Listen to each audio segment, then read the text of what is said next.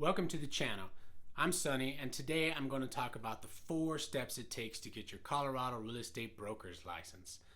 Hey, one thing I just want to explain, anytime you hear me mention DORA, that's the Department of Regulatory Agency for Colorado. They're the ones that overview everything that has to do with licenses in Colorado. The link is below if you want to visit their website. They have a lot of useful information about a whole lot of licenses there. The link is below, so feel free to click on that and view everything you want in detail. And also updated depending on when you're watching this video. Every year things progress in real estate. Laws change, rules change, the opinions of the commission change, and how things roll out. So make sure you do visit the DORA site and read up on everything and get the latest and greatest details for your state. Just keep in mind, everything I say today will be for Colorado only. Let's get started. All right, first and foremost, like most things that have to do with government, you have to be an adult in order to apply for your license. Keep in mind, you don't have to be 18 to take the test. So if you're 17 with a couple months to spare, you can take the test while you are 17 years old. And then when you're 18, you can apply for your license and proceed from there. That being said, number 1 is you must be 18 years of age to apply for your Colorado real estate broker's license. The other thing you want to remember, if you are underage, that the test results will expire. So you have a particular amount of time from the time you get your test results and pass your test to the time that you have to apply.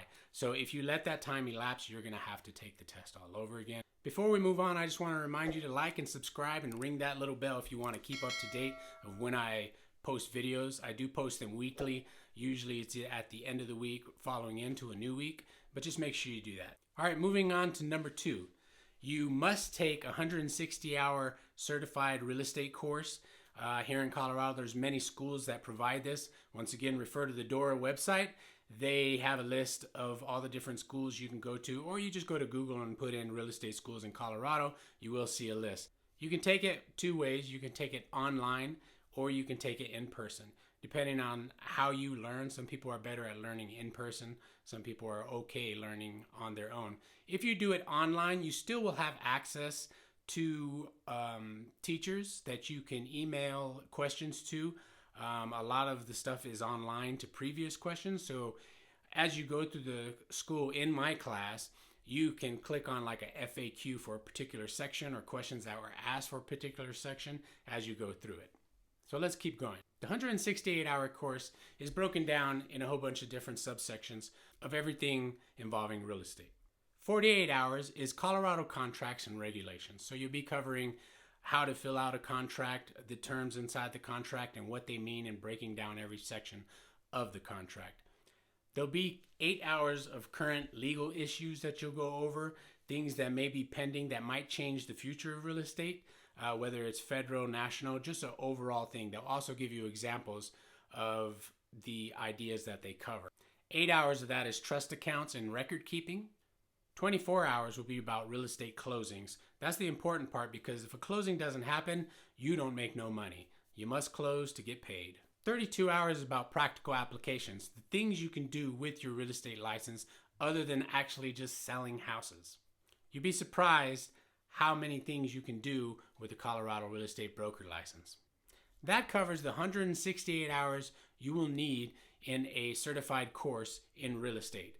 That being said, this brings me to number 3 in the requirements for getting your license. Number 3 is fingerprinting and a background check.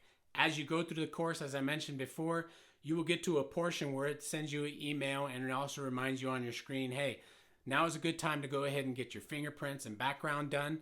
All you have to do is, once again, go to the DORA website, find a satellite location that's convenient for you to go to, go there, pay the fee, and get your fingerprints done. It's as simple as that.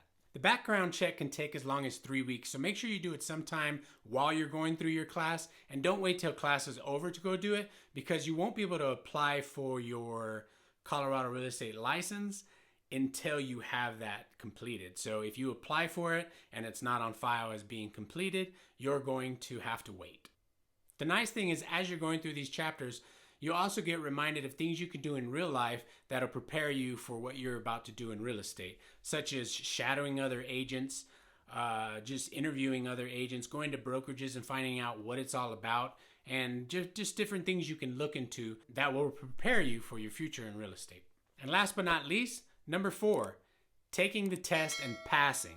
This is the last hurdle. So once you finish the course, you have a certain time frame that you have to go take the test in. So make sure you don't pass that time frame or your actual class is going to be devaluated and you're going to have to take the class again. So taking the Colorado real estate exam is in 2 parts. You have the national portion, which covers all the United States and pretty much federal rules. Then you have the state portion. The state portion will go over all your local rules that add on to federal rules. You get about 120 minutes for each portion. So there'll be 80 questions for the national portion, and you have to get 60 of those right. And there'll be 74 for the state portion, and you must get 53 of those right. Piece of cake. One thing that was really good that came with my school was a guarantee pass the first time. If I didn't pass the first time, it was a money back guarantee. So nothing to lose. Once again, if you're interested in the online course I took, the link is down below. And why did I choose Van Ed? Well, obviously, the guarantee was great, so I knew I can get my money back if I screwed it up. Van Ed was also one of the highest percentage passing rates during the time that I took the class. When you complete the test, it's basically just going to tell you pass or fail. It's not going to give you your results. However, later on when they send you your results, they will break it down and show what you missed. If you fail the test, you're just basically going to leave and you'll have to schedule a test for another time. If you fail only half the test, you only have to retake the portion that you failed.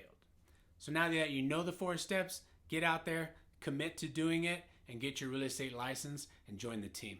And if you have any questions about eXp Realty, feel free to contact me and I can hook you up with all the information you need.